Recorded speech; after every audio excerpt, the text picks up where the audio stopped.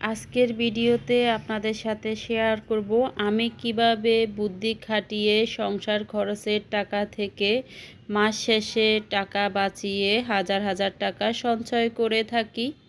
আসসালামু আলাইকুম, welcome back to my channel Panna's family থেকে আমি পান্না বলছি। সবাই কেমন আছেন? আশা করছি আল্লাহর অশেষ রহমতে সবাই পরিবার পরিজন নিয়ে ভালো আছেন, সুস্থ আছেন। আলহামদুলিল্লাহ, আল্লাহর অশেষ রহমতে আমিও বাচ্চা কাচ্চা নিয়ে পরিবার পরিজন নিয়ে ভালো আছি, সুস্থ আছি এবং নিরাপদে আছি। আপনারা যে যেখান থেকে আমার আজকের এই ভিডিওটি দেখছেন, আমি আশা করব পুরো ভিডিও জুড়ে আমার সাথে থাকবেন। আজকে একদম সকাল থেকে ভিডিওটি শুরু করছি। তো এইখানে হচ্ছে আমি খোলা জালি পিঠা বানিয়েছি আর দুধ চা বানিয়েছি। তো আজকে সকালের নাস্তায় আমাদের খোলা জালি পিঠা আর হচ্ছে চা। এখন সব জায়গায় অনেক বেশি ঠান্ডা পড়তেছে, তো এই ঠান্ডার মধ্যে কিন্তু পিঠা খেতে খুবই ভালো লাগে। আমি আজকে কয়েকদিন পর্যন্ত শুধু খোলা জালি পিঠাই বানাচ্ছি সকালবেলা। তো আজকে সকাল সকাল চা নাস্তা খেয়ে রান্না বান্না শেষ করে চলে যাব বাজার করতে। যেহেতু মাসের শুরুতে আমার হচ্ছে বাজারগুলো করতে হয়, শুকনো বাজার, তারপরে মাছ মাংসের বাজার। তো আজকের ভিডিওতে আপনাদেরকে বলবো যে আমি কত টাকার বাজার করলাম, শুকনো বাজার, মাছ মাংসের বাজার, কত টাকার বাজার করেছি এবং কত টাকা বাজারের টাকা থেকে বাঁচিয়েছি। তো আমার মতো একটু বুদ্ধি খাটিয়ে যদি আপনারা বাজার খরচাগুলা করে থাকেন, তাহলে আপনারাও এভাবে হাজার হাজার টাকা বাঁচাতে পারবেন, বাঁচিয়ে সঞ্চয় করতে পারবেন। তো আমি প্রথমে হচ্ছে শুকনো বাজারগুলা বের করে নিচ্ছি। তো যেহেতু একদিনে সম্ভব না সবগুলা বাজার করা, শুকনো বাজার আবার হচ্ছে মাছ মাংসের বাজার, তো আমি হচ্ছে দুদিন করে থাকি। একদিন শুকনো বাজারগুলা করে থাকি আর একদিন হচ্ছে মাছ মাংসের বাজারটা করে থাকি। তো এখানে আমি প্রথমে হচ্ছে চিনি গুঁড়া চাউল, তারপরে চিনি নিয়েছি হলো 3.5 কেজি, আর চিনি গুঁড়া চাউল নিয়েছি 2.5 কেজি। 2.5 কেজি মানে হচ্ছে 2 কেজি, আরও হচ্ছে 1 কেজির অর্ধেক মানে হাফ কেজি। তারপরে হচ্ছে 2 প্যাকেট আটা নিয়েছি, 2 কেজি আটা আর কি। তারপর হচ্ছে মুড়ি নিয়েছি। যেহেতু আমি এখন শীতের সিজনে খোলা জালি পিঠাটা বেশি বানাচ্ছি, সেজন্য আমি শুধু 2 কেজি আটাই নিয়েছি, শুধু পরোটা খাওয়ার জন্য। তারপরে নিয়েছি চা পাতা 500 গ্রাম। তারপর হচ্ছে একটা দাঁত মাজার জন্য মেডি প্লাস নিয়েছি একটা। তারপর হচ্ছে নুডলস নিয়েছি, সাবান নিয়েছি, তারপর হচ্ছে গুঁড়া দুধ নিয়েছি 1 কেজি। তারপর হচ্ছে তেল নিয়েছি আমি 3 লিটার। 3 লিটার তেলের মধ্যে হচ্ছে 2 লিটার সরিষার তেল আর 1 লিটার হচ্ছে সয়াবিন তেল। তো আমার ঘরে হচ্ছে 2 লিটার সয়াবিন তেল আছে, সেজন্য 3 লিটার মিল করে নিয়েছি আর কি। তো টোটাল আমার হচ্ছে সয়াবিন তেল 3 লিটার আর হচ্ছে 2 লিটার সরিষার তেল, টোটাল 5 লিটার হয়ে গেছে। এটা দিয়ে আমার পুরা মাস চলে যাবে। আর এখানে পেঁয়াজ নিয়েছি 3 কেজি আর রসুন নিয়েছি একদম কম 250 গ্রাম। যেহেতু আমি বাড়ি থেকে আসার সময় 2 কেজি রসুন বাড়ি থেকে কিনে নিয়ে এসেছি আর আদা নিয়ে এসেছি কিনে, তো আমার আদা রসুনটা কমই লাগতেছে। আর এখানে আমি 15টা হাঁসের ডিম আর হচ্ছে 15টা মুরগির ডিম নিয়েছি। মুরগির ডিম আমার একটু বেশি লাগে, তারপরেও হচ্ছে আমি 15টা নিয়েছি, আরও নেব পরে। তো হাঁসের ডিমটা নিয়েছি শুধু খোলা জালি পিঠা খাওয়ার জন্য। তারপরে একটা ডিশ ওয়াশের প্যাকেট নিয়েছি, লিকুইড ডিশ ওয়াশ আর কি। নিয়েছি বিরিয়ানির মশলা, তারপর হচ্ছে গুঁড়া সাবান নিয়েছি, আর হচ্ছে মুড়ি নিয়েছি, চানাচুর নিয়েছি। তো আমার আজকের বাজার এইগুলাই। ও আচ্ছা, মশারির ডাল নিয়েছি আমি 1 কেজি। তো আমার যতটুক লাগবে আর কি ততটুকু নিয়েছি। এই যে এখানে আমার তেল আছে 1 লিটার, আরও 1 লিটার হচ্ছে আমি বোতলে ঢেলে নিয়েছি। আর এখানে 2 কেজি লবণও আছে আগের। তো আরও কিছু কিছু বাজার আমার হচ্ছে আছে, সেজন্য আমি একটু কম করে আর কি জিনিসপত্র কিনেছি। তারপর হচ্ছে আমি হলুদের গুঁড়ি নিয়েছি 1 প্যাকেট। তো আমার আজকের বাজার হচ্ছে এগুলাই। তো এখানে আমার হচ্ছে টোটাল 4000 টাকা আসছে। 4100 টাকার মতো মনে হয় এসেছে। তো এখন হচ্ছে আমি বাজারগুলো গুছিয়ে নিচ্ছি। তো আমার যে যে বাজারগুলো একটু বেশি লাগবে ওগুলা আমি একটু বেশি করে কিনেছি, আর যেগুলা কম লাগবে ওগুলা আর কি কম কিনেছি। আমি সব সময় কিন্তু এরকম করে বাজার খরচাগুলো করে থাকি, যতটুক লাগবে ততটুকুই কিনে থাকি, তার বেশি কিন্তু কিনি না। শুধু আমি চাউলটা আনি নাই, যেহেতু আগের মাসে চাউলের বস্তা কিনেছি, তো এই মাসে আমার চাউলটা লাগবে না।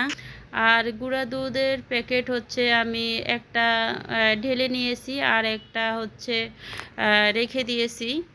তো আমি চা খাওয়ার জন্য আর কি একটা বয়মে রিফিল করে নিয়েছি গুঁড়া দুধের প্যাকেট। তো আমরা কিন্তু চাটা একটু বেশি খাই, আর এখন তো শীত পড়তেছে, সেজন্য আমার কিন্তু আরও প্রায় 2 কেজির মতো গুঁড়া দুধ কিনতে হবে। পুরা মাসে আমার প্রায় 3 কেজির মতো গুঁড়া দুধ আর কি লাগে চা খেতে। তো পলি থেকে আমি ডিমগুলা বের করে নিচ্ছি, এগুলাতে অনেক ময়লা, এগুলা পরিষ্কার করে ধুতে হবে।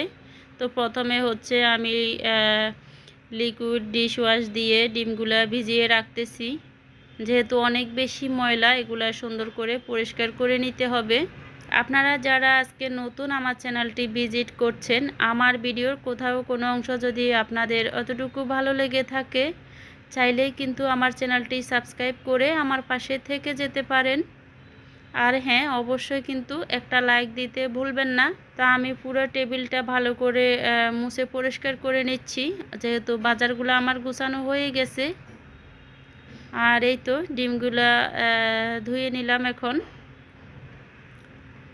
আর যারা আমার পুরানো বন্ধু আছেন, সব সময় আমার সাথে আছেন, আমার পাশে আছেন, তাদেরকে আমার মন থেকে জানাই অনেক অনেক ভালোবাসা। এভাবে আমার পাশে থাকবেন।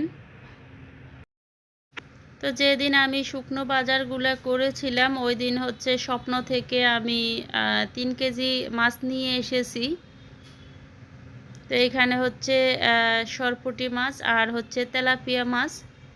সরপুঁটি মাছ নিয়েছি 925 গ্রাম, আর তেলাপিয়া মাছ নিয়েছি আমি হচ্ছে 2 কেজি।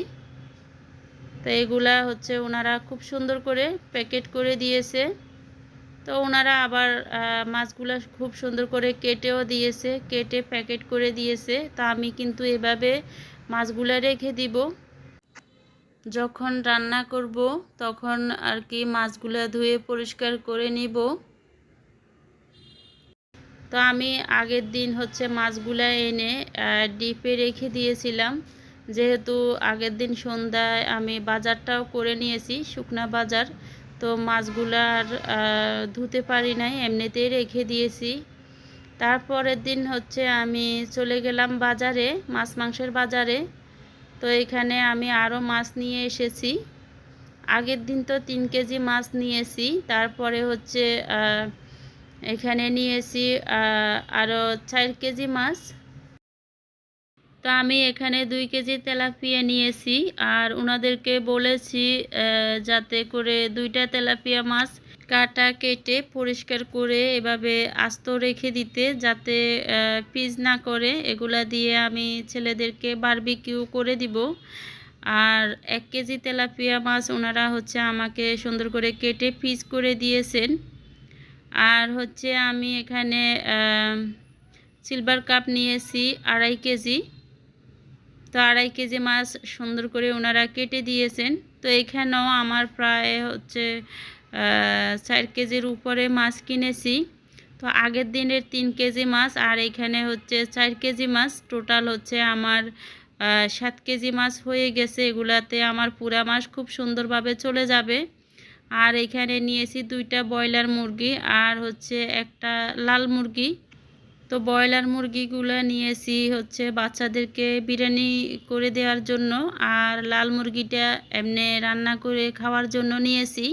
মাস শেষ হওয়ার আগে যদি আমার মাছ মুরগি শেষ হয়ে যায় তাহলে হচ্ছে আমাদের বাসার কাছে একটা বাজার আছে, ওখান থেকে আনিয়ে নিতে পারবো। তারপরে হচ্ছে এখানে আমি কিছু সবজি কিনে এনেছি যখন আমি মাংস কিনতে গিয়েছিলাম ওই বাজার থেকে। তো নিয়েছি আস্ত জিরা ধনিয়া, তারপরে নিয়েছি শুটকি, শুকনো মরিচ, গাজর, টমেটো, পেঁয়াজ কলি, কাঁচামরিচ, তারপর হচ্ছে ক্ষীরা নিয়েছি আমি এখানে, তারপর হচ্ছে শাক নিয়েছি, ধনিয়া পাতা, তারপর একটা লাউ, লেবু নিয়েছি। তো সবজিটা তেমন একটা আনি নাই কারণ আমার বাচ্চারা সবজি একদমই খেতে চায় না।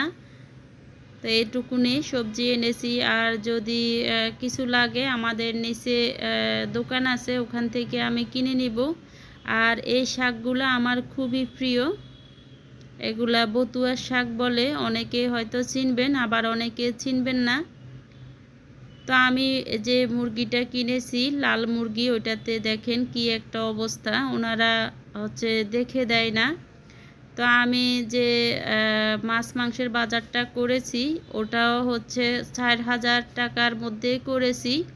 তো আমি মাছ মাংসের বাজারের জন্য রাখি হলো 5,000 টাকা, তারপরে শুকনো বাজারের জন্য রাখি 5,000 টাকা। তো আমি শুকনো বাজার থেকেও হচ্ছে 4,000 টাকার বাজার করে আর 1,000 টাকা বাঁচিয়েছি। আর যে মাছ মাংসের জন্য 5,000 টাকা নিয়েছিলাম ওখান থেকেও আমি 1,000 টাকা বাঁচিয়ে এনেছি। আমি কিন্তু সব সময় চেষ্টা করি যে কিছু টাকা হলেও বাঁচিয়ে আনার জন্য। তো আমার কিন্তু এই যে 2,000 টাকা বেঁচে গেল। আমি কিন্তু কোনো জিনিস কমও আনি না আবার হচ্ছে বেশিও আনি না, আমার যতটুক লাগবে আর কি ততটুকু আনি।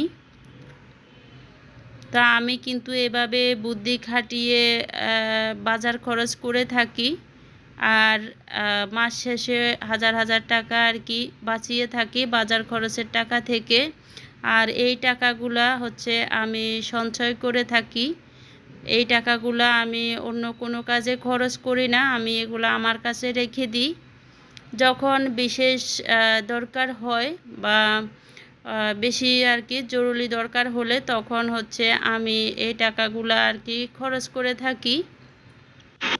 যারা অভাবের সংসারে আছেন, টাকা সঞ্চয় করতে পারছেন না, একটু বুদ্ধি খাটিয়ে চললে আপনারাও পারবেন হাজার হাজার টাকা জমাতে। বছর শেষে আপনারাও হতে পারেন কোটিপতি। একটু বুদ্ধি খাটিয়ে চললে অনেক টাকা কিন্তু সঞ্চয় করা যায়। তো আমি যে টাকাগুলো সঞ্চয় করে থাকি, এভাবে জমিয়ে থাকি, এই টাকাগুলো আমি কিন্তু আমার স্বামী সন্তানের প্রয়োজনে খরচ করব। আমি কিন্তু এগুলা আমার কাছে কিন্তু রেখে দিই না, আমি জমিয়েছি বলে আমি এগুলা রেখে দেব এমনটা কিন্তু নয়। আমরা যারা গৃহিণীরা আছি একটু বুদ্ধি খাটিয়ে চললে কিন্তু মাস শেষে অনেক টাকা সঞ্চয় করা সম্ভব। এটাকে আপনারা কিপটামি বলবেন না। তা আমার ছোট ছেলে খুব ভালো নুডলস রান্না করতে পারে, ও হচ্ছে নুডলস খুব পছন্দ করে খেতে। তো ও নুডলস রান্না করে এনেছে, সবাই খাচ্ছি। তো আমার আজকের ভিডিও আপনাদের কাছে কেমন লেগেছে আপনাদের ব্যক্তিগত মতামত জানাতে ভুলবেন না। নতুন ভিডিও দেখার আমন্ত্রণ জানিয়ে এখানে রাখছি। সবাই ভালো থাকবেন, সুস্থ থাকবেন। আল্লাহ হাফেজ, আসসালামু আলাইকুম।